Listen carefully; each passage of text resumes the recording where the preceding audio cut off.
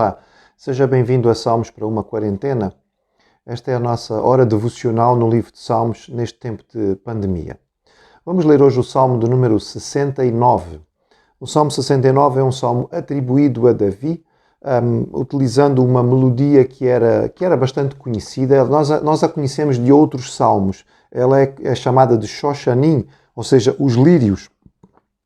Ficamos com a noção de que seria provavelmente uma melodia melancólica, provavelmente em tom menor, usada para salmos com um toque bastante triste, digamos assim. O Salmo 69 é um salmo de lamentação. Ele não é classificado como penitencial porque o salmista reconhece a sua inocência e ele clama a Deus numa situação de grande tribulação e grande dificuldade. Os rabis, apesar deste salmo estar classificado como de Davi, muitas vezes acreditam que este salmo seria um salmo pós-exílico, porque descreve aquilo que seria eventualmente a destruição do Templo de Jerusalém e a agonia do povo depois dessa destruição. No contexto cristão, este salmo é atribuído a Davi e ele é classificado como um salmo messiânico, porque nós vamos encontrar em vários versículos visões claras que parecem-nos ser diretamente ligadas ao Senhor Jesus e à sua paixão. Leiamos então o Salmo 69 e diz assim: Salva-me, ó Deus, porque as águas me sobem até à alma, estou atolado em profundo lamaçal que não dá pé. Estou nas profundezas das águas e a corrente me submerge. Estou cansado de clamar, secou-se-me a garganta, os meus olhos desfalecem de tanto esperar por meu Deus. São mais que os cabelos da minha cabeça, os que sem razão me odeiam, são poderosos os meus adversários, os que com falsos motivos são meus inimigos, por isso tenho de restituir o que não furtei. Tu, ó Deus, bem conheces a minha estultice, e as minhas culpas não te são ocultas. Não sejam envergonhados por minha causa os que esperam em ti, ó Senhor Deus dos exércitos, nem por minha causa sofram vexame os que te buscam, ó Deus de Israel. Pois tenho suportado afrontas por amor de ti, e o rosto se me encobre de vexame. Tornei-me estranho a meus irmãos, desconhecido aos filhos da minha mãe, pois o zelo da tua casa me consumiu e as injúrias dos que te ultrajam caem sobre mim. Chorei em jejum, está a minha alma, e isto mesmo se tornou em afronta. Pus um pano de saco por veste e me tornei objeto de escárnio para eles. Tagarelam sobre mim os que à porta se assentam, sou motivo para cantigas de beberrões. Quanto a mim, porém, Senhor, faço a ti em tempo favorável a minha oração. Responde-me, ó Deus, pela riqueza da tua graça, pela tua fidelidade em socorrer. Livra-me do tremedal, para que não me afunde. Seja eu salvo dos que me odeiam e das profundezas das águas. Não me arraste a corrente das águas, nem me traga voragem, nem se feche sobre mim a boca do poço. Responde-me, Senhor, pois compassiva é a tua graça. Volta-te para mim segundo a riqueza das tuas misericórdias. Não escondas o rosto ao teu servo, pois estou muito atribulado. Responde-me depressa.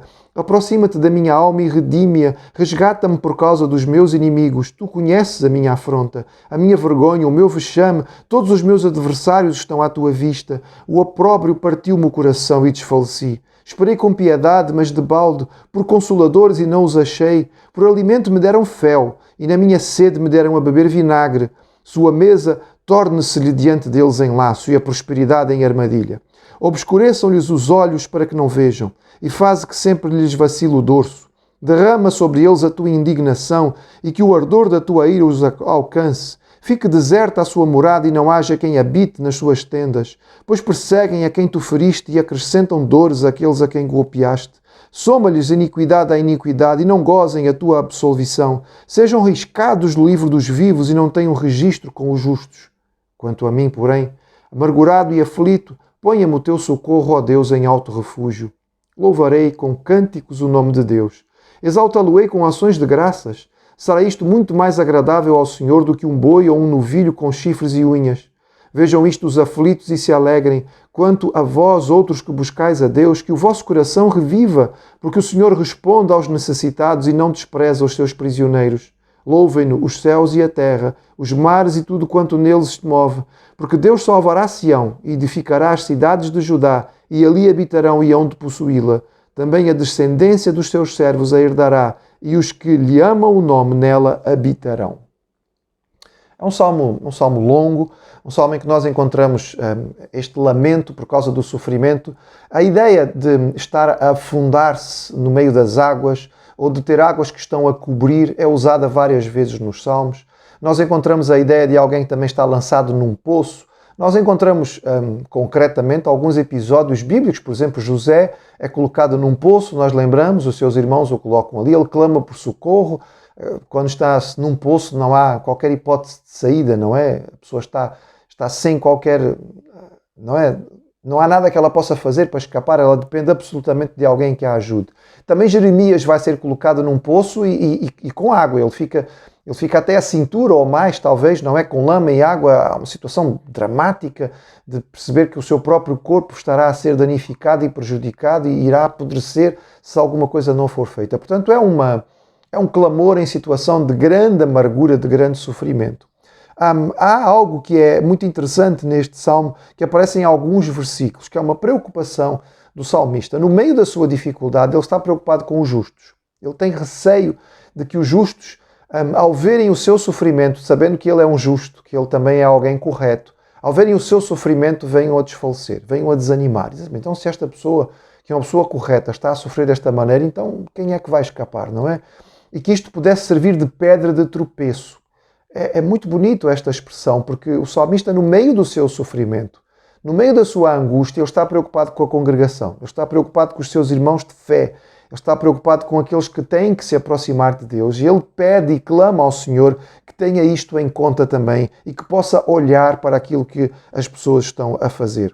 É claro, este salmo, do versículo 22 ao 28, tem um aspecto claramente imprecatório, ou seja, há uma série de maldições que são rogadas, digamos assim, ou pedidas a Deus contra os inimigos. Lembramos outra vez, estamos no Antigo Testamento, estamos num contexto anterior à mensagem do amor ao próximo e de uma forma clara do amor ao inimigo, não é? Da oração pelo que persegue. Estamos aqui no contexto do olho por olho e, portanto, é aceitável que o salmista clame a pessoas que estão a ser profundamente más, estão a ser instrumentos do inimigo para prejudicar o justo. Ele clama pela justiça de Deus contra aqueles que estão a fazer o mal.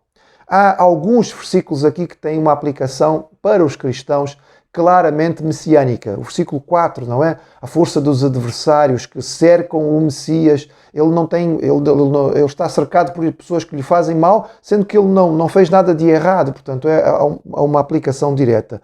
No versículo 9, o zelo do templo é aplicado no Novo Testamento. Esta expressão é aplicada ao zelo do Senhor quando ele faz a purificação do templo de Jerusalém mais do que uma vez. E também a ideia do fel na cruz e o vinagre que é dado a beber na hora em que Jesus está com sede. É uma aplicação direta do versículo 21. Por fim, o versículo 25 é utilizado por Pedro para falar de Judas e da necessidade da substituição do seu ministério. Portanto, há várias expressões aqui que são interpretadas pelos cristãos como messiânica. O fim do Salmo parece dar a entender, no entretanto, a interpretação hebraica ou judaica do exílio, por causa da restauração das cidades de Judá e do cuidado de Deus em restabelecer o seu povo novamente. Este Salmo tem o quê de interessante, em que ele começa com afogamento e termina com adoração. É muito interessante que há uma mudança radical a partir do versículo 30. E como em outros salmos de Davi, nós percebemos que há uma mudança do foco para a adoração antes do livramento. Depois que nós recebemos a bênção, é bastante fácil adorar. Antes de nós recebermos, é um ato de fé, porque nós estamos a celebrar o que ainda não vimos. Estamos a adorar a Deus por aquilo que ainda não recebemos. E isto é muito agradável a Deus. E o próprio salmista diz, muito mais significativo ao Senhor do que qualquer sacrifício do sistema sacrificial. Porque Deus não se agrada necessariamente dos animais que são sacrificados, mas da atitude correta de um coração. Que confiando na soberania e no poder de Deus, na sua graça e na sua misericórdia, louva ainda no sofrimento. Ainda estamos no meio da pandemia, ainda estamos em momento de sofrimento, ainda estamos a lidar com as incertezas e as dúvidas, com as limitações deste período, que seja encontrado nos nossos lábios adoração e louvor. A confiança no Senhor, na sua soberania e na sua bênção, apesar daquilo que nós estamos a viver. Certamente o nosso louvor nestas circunstâncias será agradável ao nosso Deus.